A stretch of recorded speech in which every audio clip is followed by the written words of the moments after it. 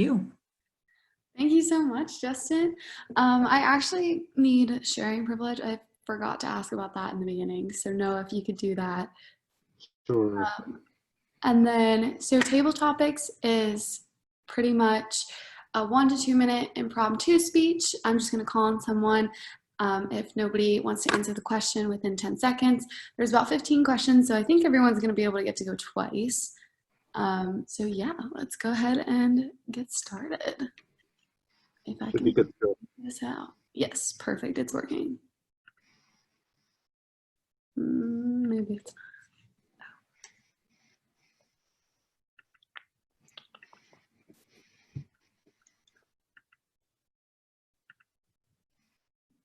okay. So the theme is travel.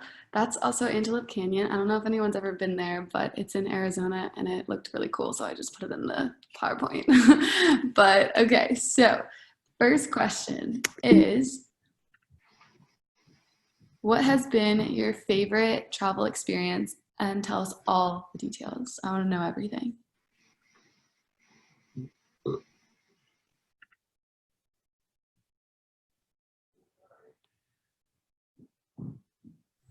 I can go. Yeah, you got it. All right. So my favorite travel experience has been going to Tanzania. I went there for 2 weeks in 2019, and I went with a study abroad session with Georgia College, which I fully recommend signing up for. They take out of school people as well, so some UGA students have gone. Shameless plug. Anyway, what we did there is we went and worked with children with disabilities. We worked with their parents, their communities, and just trying to explain to them that just because you have a disability, it doesn't define you. It's a characteristic. And as well as, encouraging them. They're definitely still developing medical technology. So connecting them with those medical resources. Went to this place called the Plaster House that basically works with children born with cleft feet or that get some kind of physical injury that's really harmful. And a lot of people in Tanzania struggle to get to doctors every day. So at the Plaster House, these children can stay there for however long, months, and get the treatment they need. So we, go into those, just talk about that. We visited a blind school that was really cool. Those students just blew me away. We also went to a poorer village called Salela, and there I met someone, just a little girl, and she is amazing. Just so awesome. I have recordings of her and everything. We've talked back and forth. I, got her name. Her name is Dorea. We were able to communicate. She was speaking Swahili and me English, but between the little she knew and the little I knew, we got through it.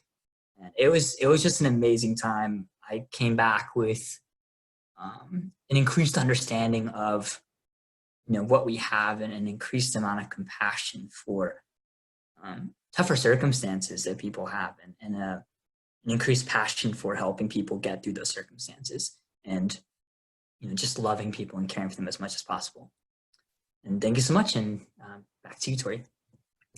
Thank you so much, Justin. That's so cool that you got to I love when you go somewhere else and you meet someone and experience all the things that they get to experience in a different place because it's so different from here and you just don't know it till you go there. But that's really awesome that you guys keep in touch still in 2 languages and you guys could still communicate. That's so cool to me. So next question is, do you guys see that little mouse pointer? I've never had that before. That's so cool.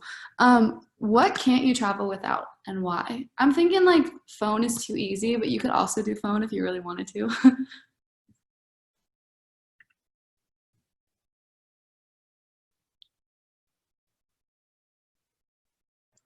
I can take this one. Yeah, you got it. So I could give a straightforward answer and be passport or something, but no, I'm going to think outside the box for this one. And I think one thing that you really shouldn't travel without is a towel. Now you might be wondering why a towel.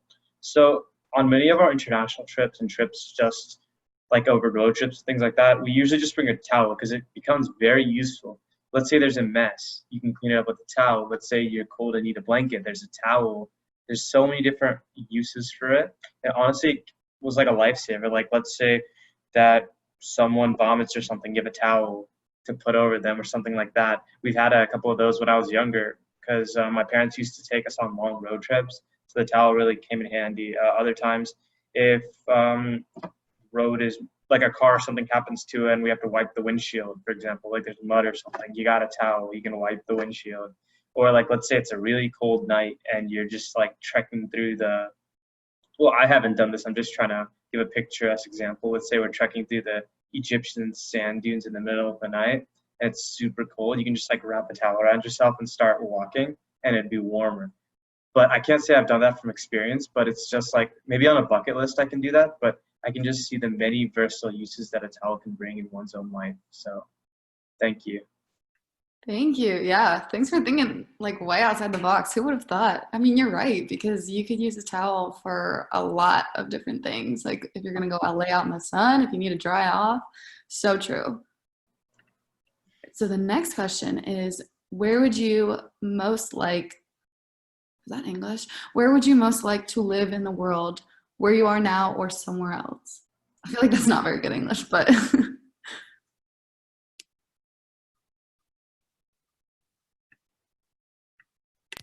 I can try doing this one.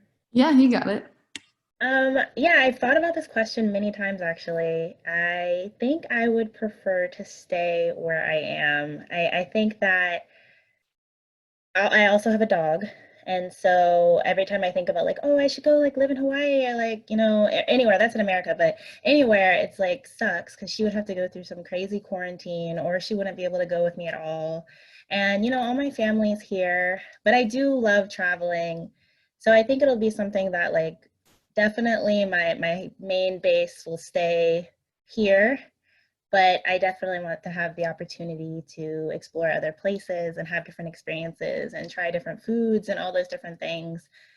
And there's definitely so many places that are prettier than where I live, but I definitely love where I'm at. So I'm a Georgia girl, but that's all I have. All right. Thank you. Yeah, me too. Georgia girl, born and raised. Yeah, it's tough. Like, because everything's so awesome here. So, I mean, how could you hate it here? But there is so many other beautiful places, especially if you have a dog too. I mean, I totally get that one. All right, next question is, would you rather see a lot of places or get to know one really well? So I guess it's kind of similar, but or similar to the last question.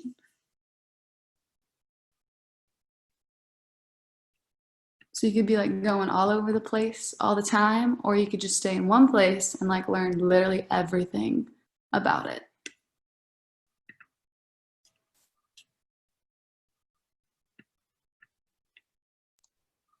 I could take this one, Tori. Yeah, you got it. So I'd rather see a lot of places or get to know one really well. I think I'd go for the first one. I like to see a lot of places. As great as really getting to know and just immerse yourself in one place, I personally rather see tons and tons of places because there's just so many different parts of the world. I'd love to get that experience. It's almost impossible to get to know more than just one really well. So, I mean, there's so many different cultures just within Europe, and there's the entirety of South America, each country, and within each country, there's even different cultures. So, I mean, personally, I've been to Cusco, Peru is the only place so far I've been, and I did get to know that place really well because I studied abroad there 5 weeks. But granted, I'd love to see, for example, I've been on vacation to the Bahamas, so that's one place I've only seen. I did not get to know it really well, but I'd love to go to Italy, France, all those places, because you've heard of all the different types of experiences there, visiting their landmarks, I'd like to get on one of those guided tours that only last a day or two to like each country in the world. There's 180 countries almost. I think I'm a little over, and I think just spend 3 years and see every place once or twice. I think that'd be amazing. It just really opened my eyes to different aspects of everyone's cultures. Thanks, Tori. Yeah, thank you. I totally agree. I think it would be really cool to just be able to learn about a bunch of different cultures rather than knowing one really well. Although it'd be really cool, like Justin went to Tanzania and got to meet a bunch of really cool people and immerse himself in that culture. But it's awesome to be able to go and learn a bunch of different ones too. All right, thank you, Slate. Next question. So, do you prefer the city or the countryside, and why?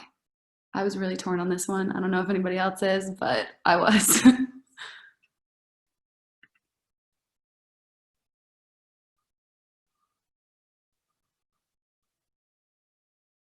Anyone feeling it? I can. Oh, and you can go no.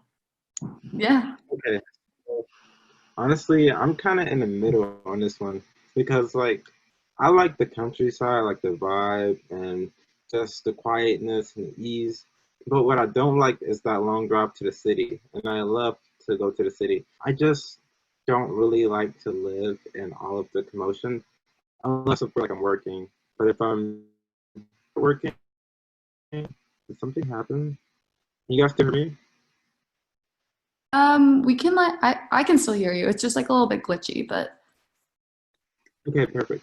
So yeah, if I don't have a job in the city, I'd rather live outside the city, not necessarily down in the country like far away in Thomaston, Georgia or something, but maybe in the suburbs. And so I'm sort of in the middle. But yeah, I love the city. I have nothing against it, but there's too much traffic.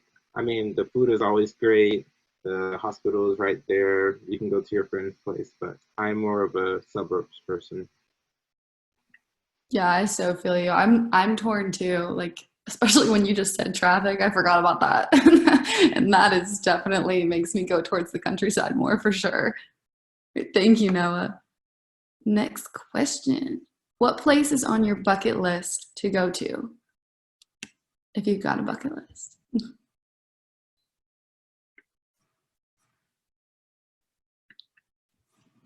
So many places to choose from, I know.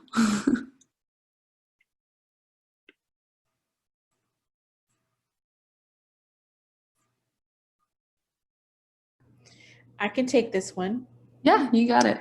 Okay, I'm juggling so many hats here, so just let me write this down 1 second. One place that is on my bucket list to go to is Barcelona, Spain. My husband, when he proposed to me, he said that he was going to show me the world and he was going to take me here, he's going to take me there, and then he said he was going to take me to Barcelona, Spain. So we lived in Europe for 4 years, but we never made it to Barcelona. I've been to Austria, Liechtenstein, Belgium, France, Italy, Switzerland. We traveled extensively while we were there, but I never got to go to Barcelona, Spain. So I'm really looking forward to going there one day. It is on my bucket list. My favorite trip in Europe was to Switzerland. I took my whole family there. My kids were there, and we just had a great time. And I want to go to Barcelona, just my spouse, no kids, just me and him. Thank you. Thank you. Yeah, Spain is on my bucket list too. I was actually supposed to go this summer, but then COVID happened, so unfortunate. But how long did you say you guys lived there? 4 years? 4 years. Wow, that is so cool to be able to go and travel around like that. Well, thank you so much, Tangela. All right, so next question. Which songs would be on your travel playlist? I know this one's like you got to think about it. I definitely had to.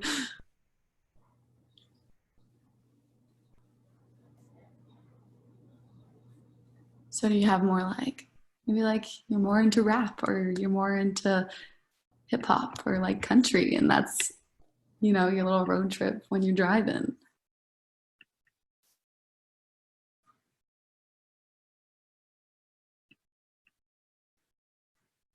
Or maybe you already have a list on Spotify. I guess I can just take this one. Yeah, you got it. When we recently went on a road trip, me and my family, we went to a road trip through Arizona and the American Southwest.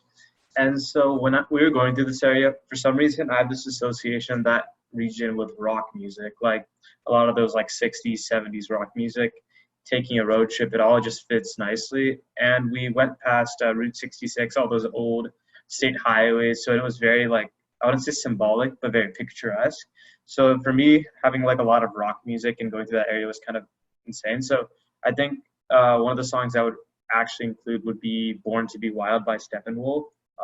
It was made during the 60s, but it's generally about trying to go out there and do what you want. So for me, every time I listen to the song, regardless of where I am, I just imagine myself like on a motorcycle going down a highway in like New Mexico or Arizona, or surrounded by desert.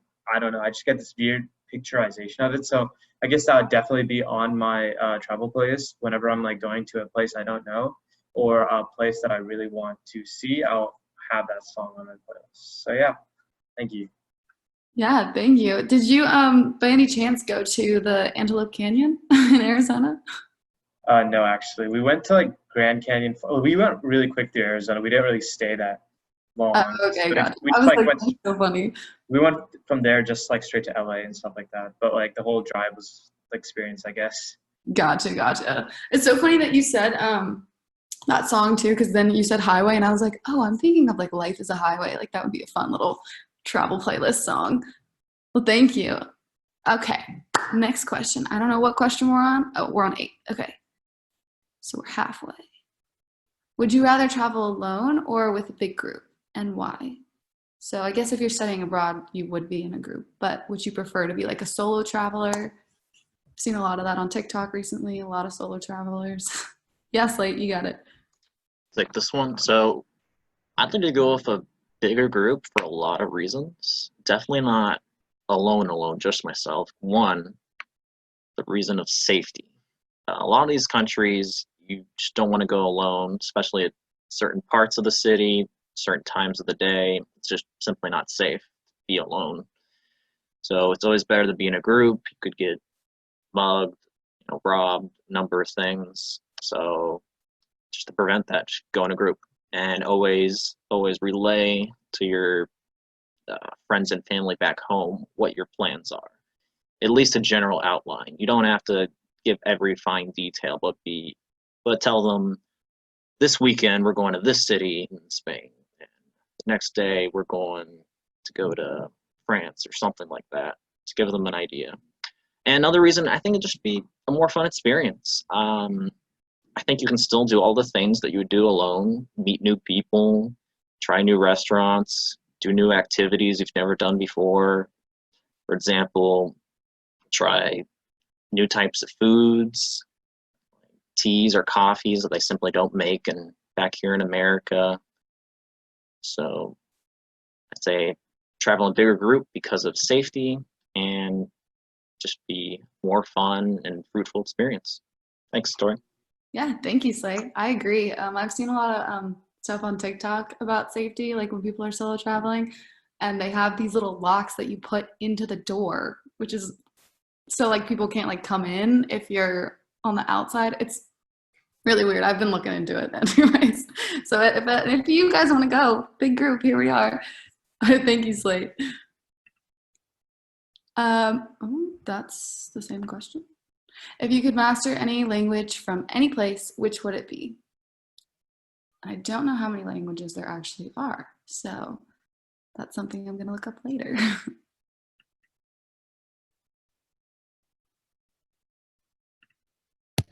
I can do this one. Yeah, you got it. So as you guys already learned previously, I am half Cuban, and my entire life has just been like every relative who's Hispanic is just like, you need to learn Spanish. Like, how are you even like Hispanic? And I just got all this crap, and it would just be so much easier if I just knew how to learn Spanish. But I would also love to be able to like go to Cuba and like be able to just like speak Spanish and walk around like a local person and just kind of feel like I belong there a little bit more. it's definitely weird. It definitely feels a little bit like I am disconnected from my culture because I don't know that language. But yeah, but it would make traveling a lot more fun, definitely. And it definitely, I'm sure learning another language would help me be smarter or whatever benefits you have from being bilingual. But yeah, if I could learn or master any language today, it would be Spanish, and I'm gonna try and get there. That's one of my revelation. What is it called? New Year's resolutions for this year. That's so cool. Are you like studying it? I guess, are you trying to teach yourself now? I've been using Duolingo. I don't know if you guys tried that app. I got you. Spanish is actually, that's what I'm doing too. I'm trying to like learn that too. So maybe we can like compete on Duolingo or something. Hey, yeah. There we go. All right, perfect. So next question is, what is your least favorite part about traveling and why? So this is, I guess, the opposite direction of the best parts of traveling. I can do this one. Yeah, Justin, you got it. My least favorite part of traveling is scheduling. In terms of when I travel with people, for some reason, they are terrible planners about 50% of the time, if not more than that. Or like when I went to Tanzania, there's something called Africa time. Africa time is basically whatever time you think you will do something, just expect it to happen about 3 hours later, or maybe not at all.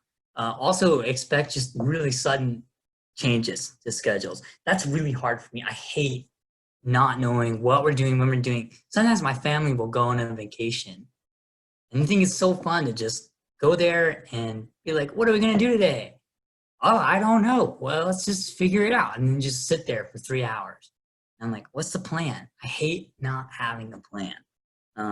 So I know people telling me that's the whole point of a vacation. You're not supposed to have a plan. You're just supposed to be able to relax, and you don't need to have things timed. And no, like if I'm going on a vacation, I want to know why I'm there, what I'm doing there.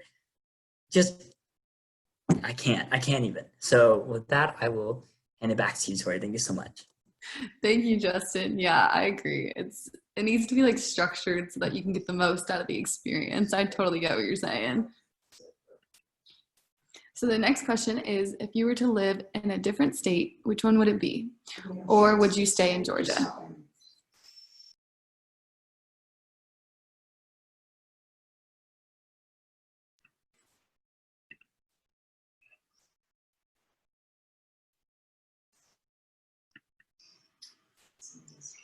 I can take this one.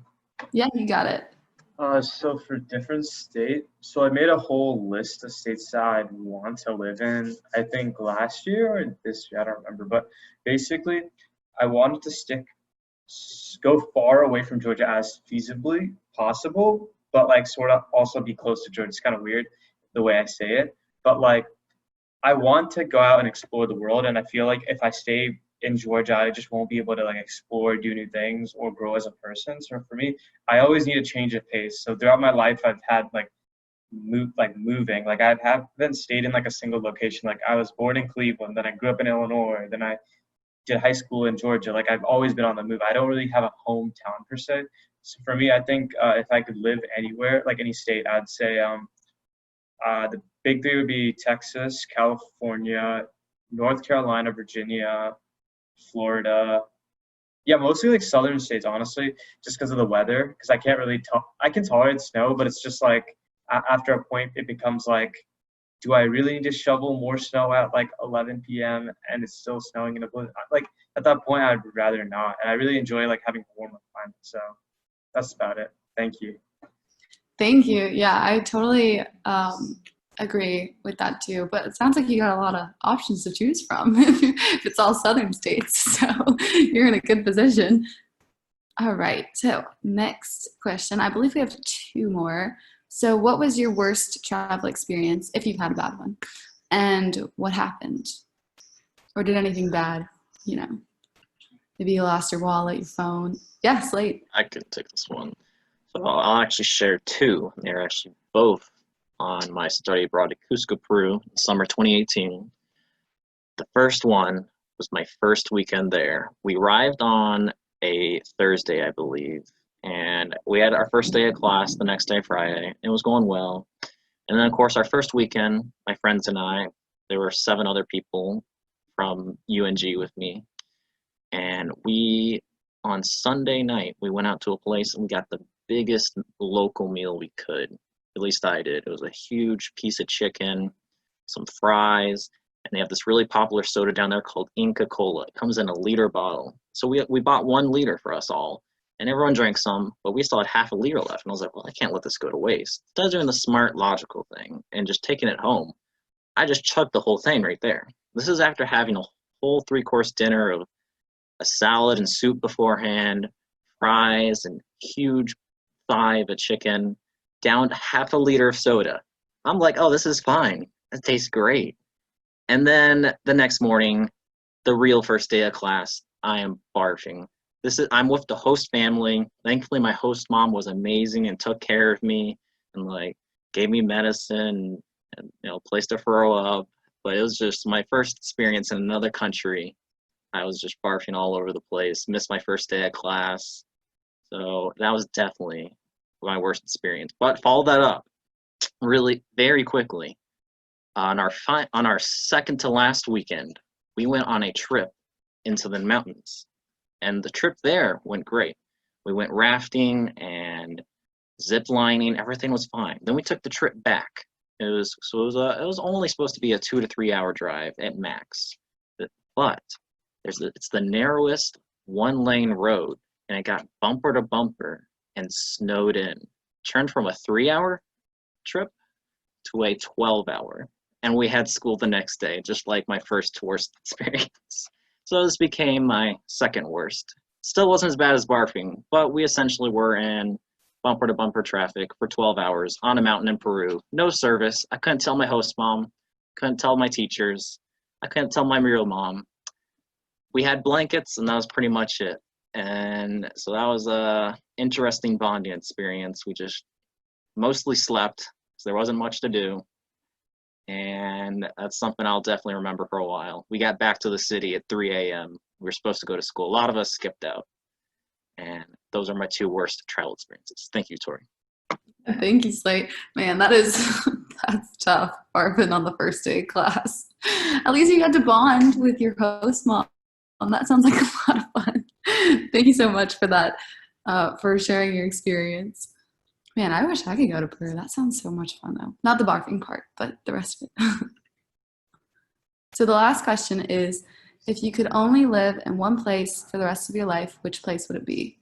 Wow, I'm just now realizing I'm asking a lot of like living questions. Like, where are you gonna live?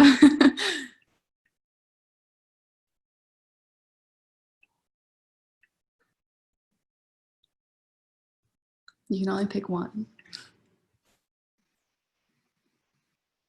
I can take this one. Yeah, you got it. So if I wanted to live in one place for the rest of my life, honestly, it would probably be New York City. And I know I just said I'm not a city person in my last table topic speech, but like thinking about it, New York City has a lot of stuff. I mean, I've only been to New York City once, and it was everything that Georgia has plus more. I mean, it is super crowded and it does have a lot of people, but because it's super crowded and has a lot of people, I guess it requires them to have everything that people want. And that goes from having awesome food, which is you can find practically anywhere in the city, or being able to access a park, or being able to go for a swim. It's all there, or even going to golf course. I mean, of course, it's probably going to be expensive, but other than that, I think New York City has everything that anyone wants to do, whether that's working for an investment bank, being a doctor, nurse, or just doing any job you want to do, or even going to school. You can do it all in New York City. And I think it's just a great city for opportunities and just for anyone to grow as an individual. And you can pick your own, I should say, neighborhood or niche or wherever you want to live in that city. You can pick it and you can just choose. It's very unique. And so thank you. Thank you, Noah. Yeah, New York is really a really cool place, especially Times Square, although it's a little bit touristy, but there's definitely a lot of different people who are going in and out every day, and just the amount of people that walk on those streets is insane to me. Well, that concludes our table topics. So I'm going to, oh, actually, I think I'm going to call on timer. Was everyone in time? Okay, according to my calculations, I had 2 people that were over and 1 person that was under. Over, we had Justin with 2 minutes and 17 seconds. Under, we had Courtney at 55 seconds. And then we had an over with Slate at 2 minutes and 42 seconds. That is my report. Thank you so much. So what I'm gonna go ahead and do now is have everyone send in their votes for best table topics to Noah. You can just hit in the chat private and then click his name where it says everyone, and then just hit his name and send it in. And while everyone's doing that, I will go ahead and pass it back to our Toastmaster of the day, which is Justin. So much. And just a couple clarifications. Can you tell us which one from Slate was the 242? Because I think that's the, and which one from Courtney was 55. I think those are the only two. I think there's a 30-second grace window. Is there a 15-second under grace window, Slate, or somebody? So I think we should set that in stone for future meetings, but I think we've kind of let, if there's about 10 seconds, let it pass. So only my last one, where I just talked about my worst experiences in traveling, is ineligible for voting. All the others are eligible for voting. And like Tori said, vote for your first and second choice by sending it directly to Noah in the Zoom meeting by pressing 2, switching it from everyone to Noah.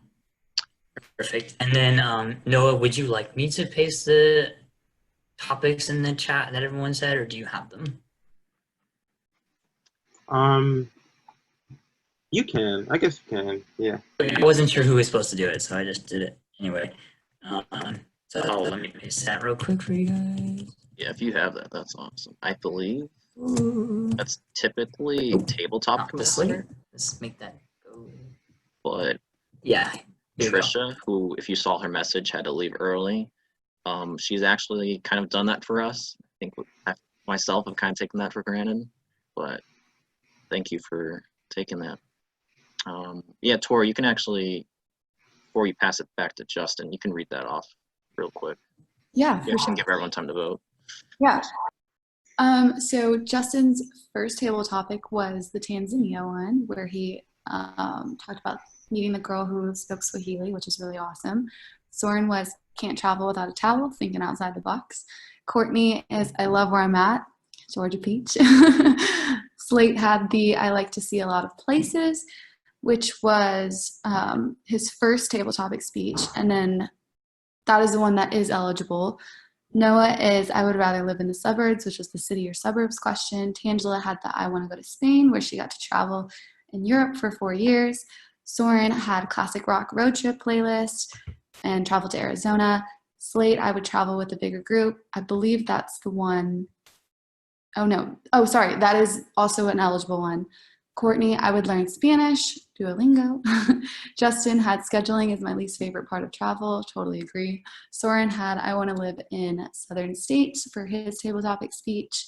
Slate's last speech, which is not eligible, is the first weekend in Peru, which was unfortunate with the barfing and things like that.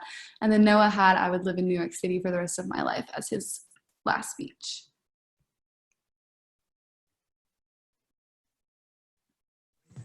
So we give everyone 1 minute to vote real quick, and then. Yes. And then I'm not sure which other ones are not eligible. Oh wait, was everything else? It was just Slate's. Okay. Yeah, his last one. The other one's eligible. So you can go ahead and send your votes to Noah.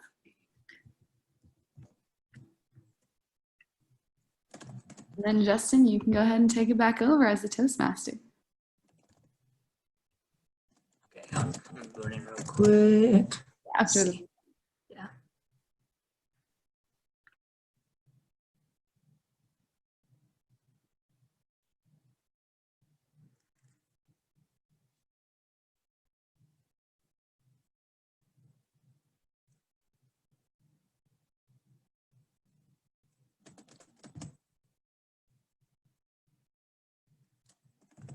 Okay, guys.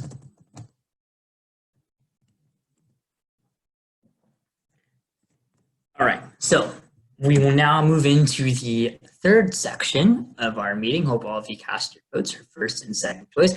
Thank you so much, Tori, for your great table topics and everything like that. Really, really well done. So our general evaluator today who's going to lead this section, from my understanding, is Noah. So Noah, welcome to the stage.